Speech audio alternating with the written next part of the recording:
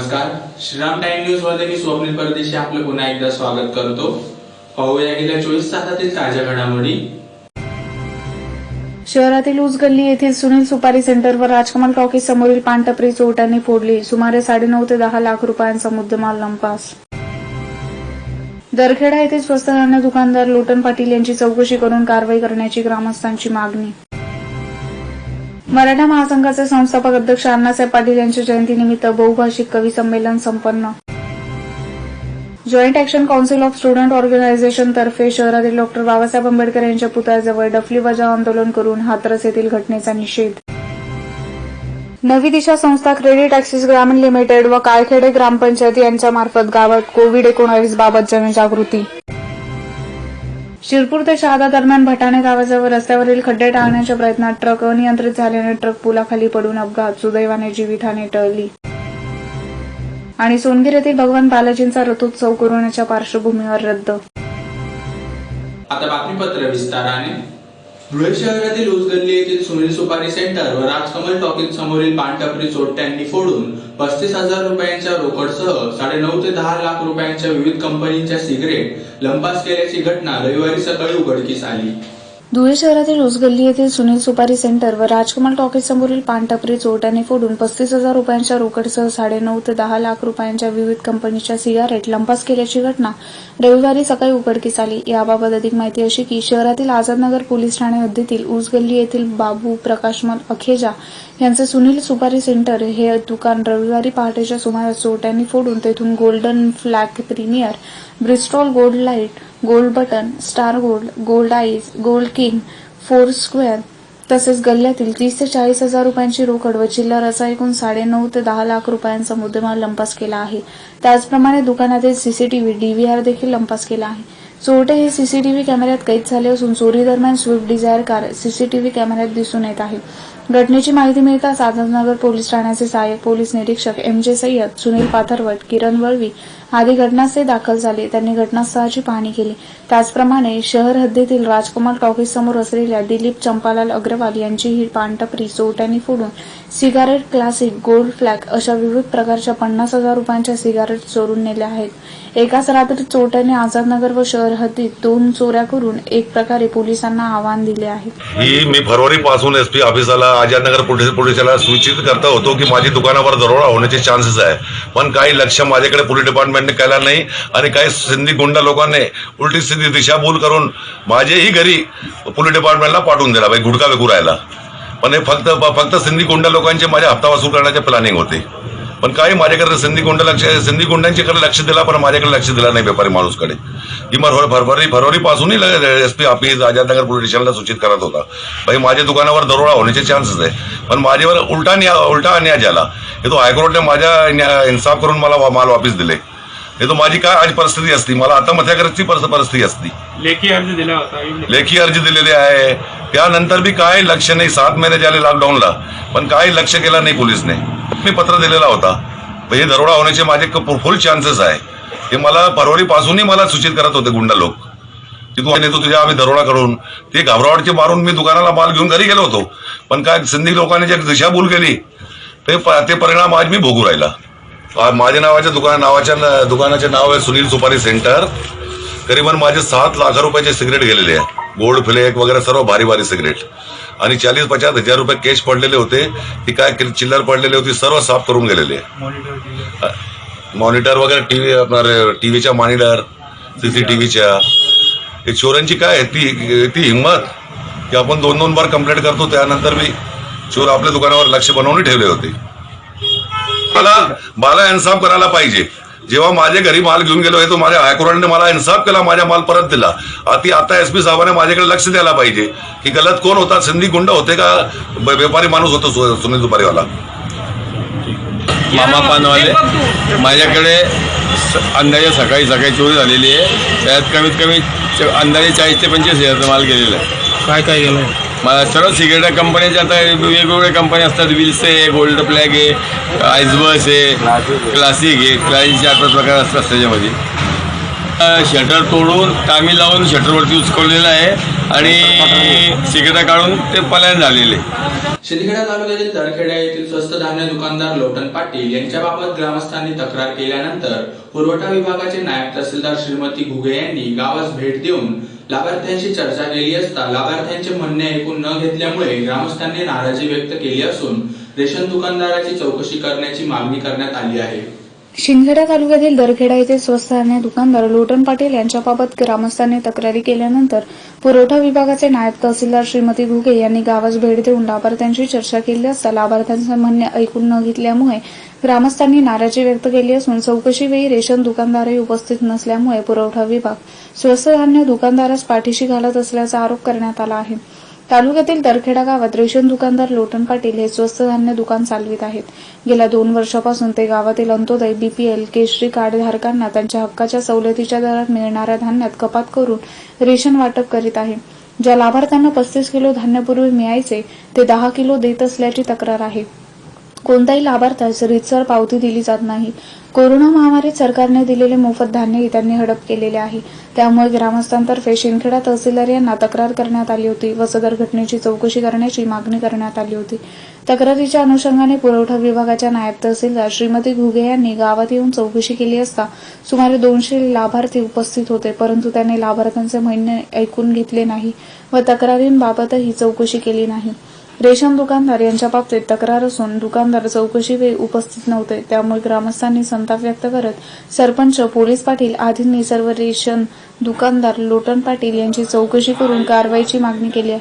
कारवाई न झाल्यास तीव्र स्वरूपाचे आंदोलन छेडण्याचा इशारा गणेश पाटील, अमोल पाटील, सर्जेराव पाटील, गोपाल पाटील यांच्यासह ग्रामस्थांनी दिला आहे. आम्ही दरखेड्याचे नागरिक आहेत. एवढे ग्रामस्थ दरखेडा ग्रामस्थांचे एवढे लोक जमा झालेले आहेत. राशन विरुद्ध बहिष्कार चालवले.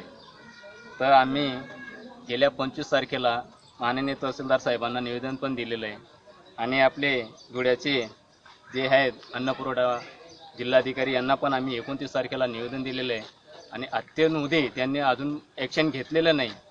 आणि परत काल दुधे मॅडम करून आलेले होते. दुधे मॅडम आली, त्यांनी फक्त असं उडवाउडीचे उत्तरं दिली आम्हाला आणि त्यांनी असे 36 फॉर्म भरले. हे बघा 36 फॉर्म भरले. त्या फॉर्मवरती 36 फॉर्म भरले, 36 लोकांचे जबाब घेतले. कमीत कमी गावात आमच्याजवळ पुरावे आहेत. 200 लोक आलेले होते तिथं. माझ्याजवळ व्हिडिओ पण आहे, फोटो पण आहेत माझ्याजवळ.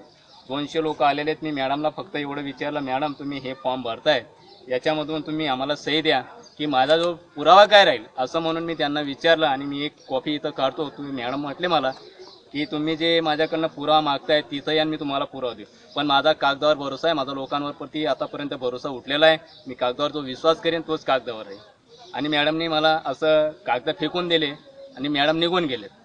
तर मी मॅडम आमच्यावरती ग्रामस्थांवरती सर्वांवरती संताप करत होते. विचारून पहा काय बोलले का मॅडम, सर्वांना विचारून पहा. सगळे कागद फेकून निघून गेले. तुम्ही एवढ्या दिवसापासून 20 वर्षापासून तुम्ही झोपले होते का असं जर प्रशासन जर म्हणत असतील तर आम्ही गरीब लोकांनी काय करायचं? तर आम्ही गरीब लोकांनी न्याय मागावं कोणाकडे? आम्ही प्रशासनाकडे न्याय मागतोय. आम्हाला प्रशासन आतापर्यंत उत्तर असं उडवाउडीचं जर देत असतील तर आम्ही काय करावं? तर आम्ही सर्वांनी असं ठरवलेलं आहे की आम्ही धरणे आंदोलन करणार आहेत. निवेदन पण दिलेलं आहे. जर अद्यापही जर कारवाई झाली नाही तर आम्ही धरणे आंदोलनाला सगळेजण उपस्थित राहून आम्ही मोर्चा पण काढणार आहे. नायब तहसीलदार दुधे मॅडमनी 3 वेळा बोलवलं की एवढं 200 लोक आलून जर आज राशन दुकानदार जर उपस्थित राहू शकत नाही, 200 लोकांमध्ये जर उपस्थित राहू शकत नाही, येऊ शकत नाही, तर मग त्यांच्यामध्ये त्यांची काही मॅनेज असेल. त्यांचं काही सटलोट असेल, त्यांनी काही मॅनेज केलं असेल म्हणून ते 200 लोकांमध्ये येऊ शकत नाही. त्यांनी धान्य चोरलेलं आहे. सर्वांचं गरीब लोकांचं धान्य खाल्लंय म्हणून ते येत नाही ना. त्याचं छाती राहिले असते तर आले असते. ते सर्वांसमोर आले असते, सर्वांना जबाब दिला असता. हे माझं म्हणणं आहे. आणि मला न्याय मिळाला पाहिजे. आम्हाला सर्वांना ग्रामस्थांना न्याय मिळाला पाहिजे ही माझी नम्र विनंती आहे. आतापर्यंत जर न्याय मिळत नाही तर मी मंत्रालयामध्ये सुद्धा जाऊ शकतो आणि माननीय आमचे लाडके पंतप्रधान भारताचे आम्ही त्यांच्याजवळ सुद्धा जाऊ शकतो ही माझी गॅरंटी.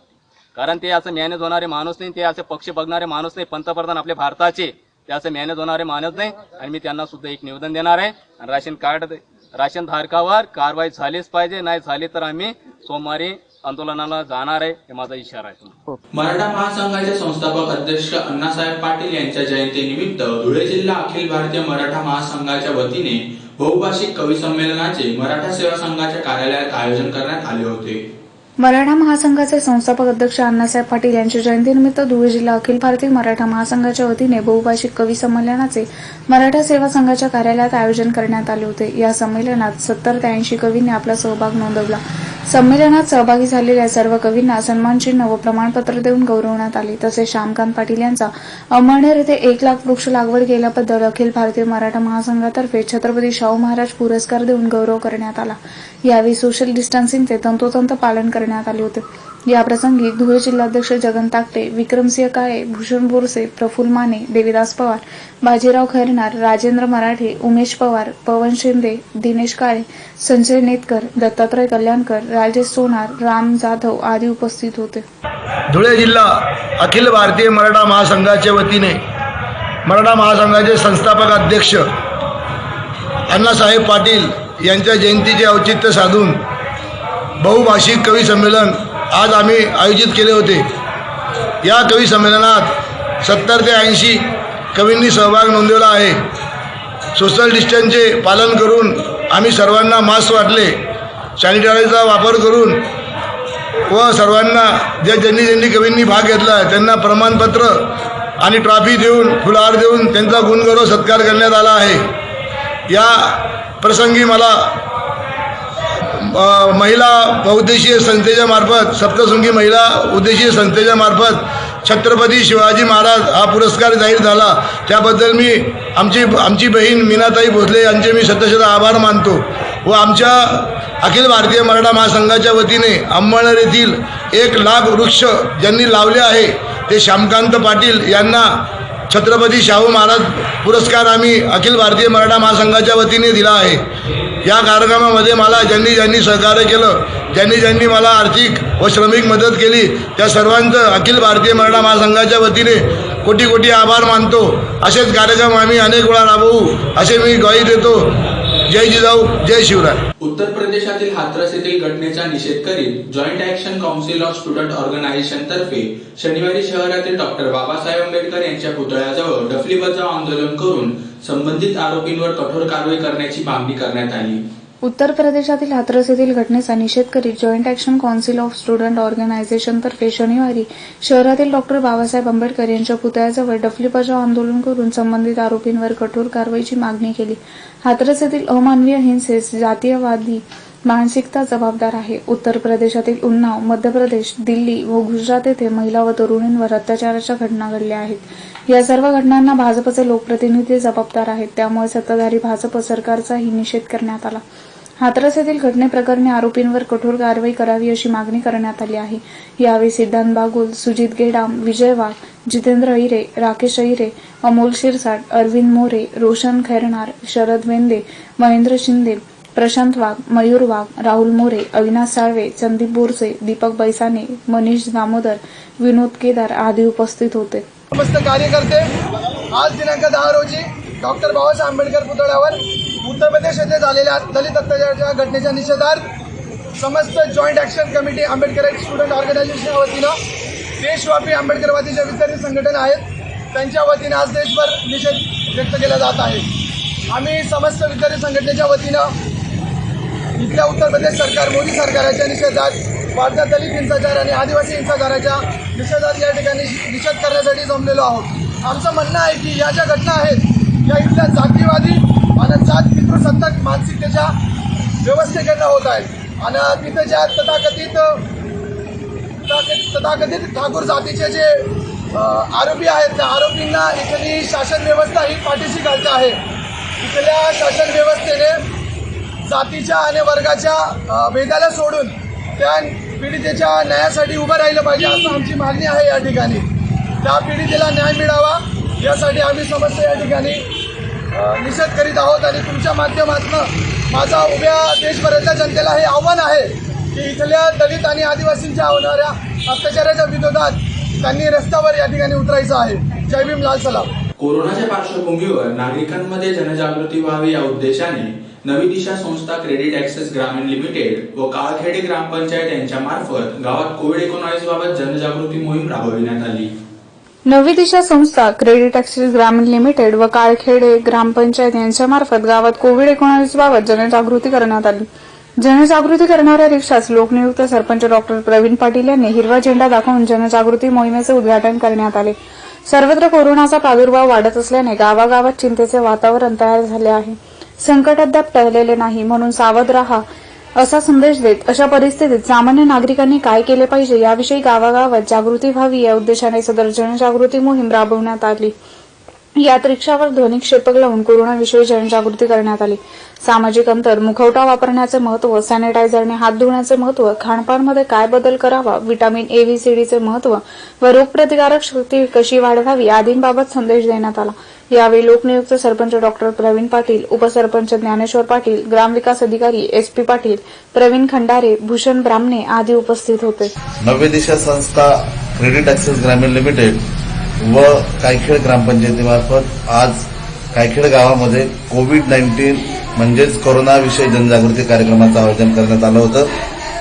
या कार्यक्रमाच्या माध्यमातून आम्ही लोकांना कोरोनाच्या काळामध्ये कोणकोणत्या गोष्टींची काळजी घेतली पाहिजे व कोणकोणत्या गोष्टींची काळजी घेतल्यामुळे आपल्याला त्याचा फायदा होऊ शकतो याच्यासाठी आम्ही काही ऑडिओ बनवलेले आहेत आणि या ऑडिओच्या माध्यमातून आम्ही लोकांना जागृत करण्याचं काम करत आहोत.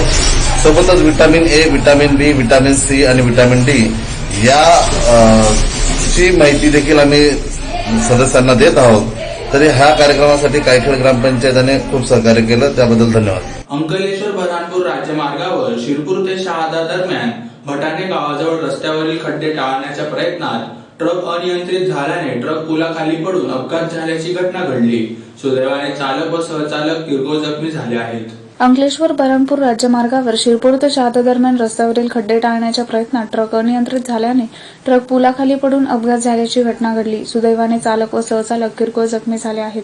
याबाबत अधिक माहिती अशी की ट्रक क्रमांक GJ3 AW 4922 हा अमरावती येथून संत्री भरून अहमदाबाद, गुजरात येथे जात असताना अंकलेश्वर बऱ्हाणपूर राज्यमार्गावर भटाणे गावाजवळ पेट्रोल पंपानजीक वळणावर रस्त्यावरील खड्डे टाळण्याच्या प्रयत्नात चालकाचे ट्रकवरील नियंत्रण सुटल्याने अपघात झाला व सदर ट्रक पुलाखाली पडला. या अपघातात मोठ्या प्रमाणात ट्रकचे नुकसान झाले असून ट्रकमधील संत्रीचे कॅरेट फेकले गेल्याने घटनास्थळी संत्रीचा खच पडलेला दिसून आला. धुळे तालुक्यातील सोनगीर येथील भगवान बालाजींचा रथोत्सव कोरोनाच्या पार्श्वभूमीवर रद्द करण्यात आला असल्याची माहिती मंदिराचे पुजारी मुकुंद भंडारी यांनी दिली. कोरोनाच्या पार्श्वभूमीवर यंदा सोनगीर येथील भगवान बालाजींचा रथोत्सव होणार नाही. सदर रथयात्रा काढण्याऐवजी फक्त पूजा व आरती करण्यात येणार असल्याची माहिती बालाजी मंदिराचे पुजारी मुकुंद भंडारी यांनी दिली. कोरोनाच्या पार्श्वभूमीवर शासनाने सांस्कृतिक, धार्मिक कार्यक्रमांसह यात्रांवर बंदी घातली आहे. जिल्ह्यात कोरोना संक्रमित रुग्णांची संख्या कमी होत असली तरी अद्यापही धोका टळलेला नाही. या पार्श्वभूमीवर यंदा सण उत्सव साधेपणाने साजरा होत आहेत. रथयात्रेला होणारी गर्दी पाहता रथोत्सव रद्द करण्याचा निर्णय घेण्यात आला आहे. यापूर्वी 1978 ते 1990 अशी 12 वर्षे रथयात्रा खंडित झाली होती. त्यानंतर 1991 मध्ये पुन्हा सुरू झाली. तेव्हापासून आजपर्यंत रथोत्सवाची वैभवशाली परंपरा सुरू आहे. हा रथोत्सव हिंदू मुस्लिम एकतेचे प्रतीक म्हणून ओळखला जातो. रथोत्सवानिमित्त दरवर्षी घटस्थापनेपासून रोज वाहनांची शोभायात्रा काढण्यात येते. यंदा वाहनांची शोभायात्रा काढण्याऐवजी फक्त त्या समाजातील मोजक्या लोकांच्या उपस्थितीत भगवान बालाजींची पूजा व आरती होईल. तसेच रथयात्रेच्या दिवशी बालाजी मंदिरात दुपारी 12:30च्या सुमारास भगवान बालाजींची आरती व पूजा होऊन रथाची पूजा होईल, अशी माहिती बालाजी मंदिराचे पुजारी मुकुंद भंडारी यांनी दिली. पुन्हा एकदा पाहूया ठळक घडामोडी. शहरातील ऊस गल्ली येथील सुनील सुपारी सेंटर व राजकमल टॉकीज समोरील पानटपरी चोरट्यांनी फोडली. सुमारे 9.5 ते 10 लाख रुपयांचा मुद्देमाल लंपास. दरखेडा येथे स्वस्त धान्य दुकानदार लोटन पाटील यांची चौकशी करून कारवाई करण्याची ग्रामस्थांची मागणी. मराठा महासंघाचे संस्थापक अध्यक्ष अण्णासाहेब पाटील यांच्या जयंतीनिमित्त बहुभाषिक कवी संमेलन संपन्न. Joint action council of student organisation तर्फे शहरातील डॉ. बाबासाहेब आंबेडकर यांच्या पुतळ्याजवळ डफली बजाव आंदोलन करून हाथरस येथील घटनेचा निषेध. नवी दिशा संस्था, क्रेडिट ॲक्सेस ग्रामीण लिमिटेड व काळखेडे ग्रामपंचायत यांच्या मार्फत गावात कोविड-19 बाबत जनजागृती. शिरपूर ते शहादा दरम्यान भटाणे गावाजवळ रस्त्यावरील खड्डे टाळण्याच्या प्रयत्नात ट्रक अनियंत्रित झाल्याने ट्रक पुलाखाली पडून अपघात. सुदैवाने जीवितहानी टळली. आणि सोनगीर येथील भगवान बालाजींचा रथोत्सव कोरोनाच्या पार्श्वभूमीवर रद्द. याचबरोबर श्रीराम टाइम न्यूजचे बातमीपत्र संपले. दिवसभरातील ताज्या घडामोडींसाठी पाहत राहा श्रीराम टाइम न्यूज. भेटूया पुढील प्रसारणात. तोपर्यंत नमस्कार.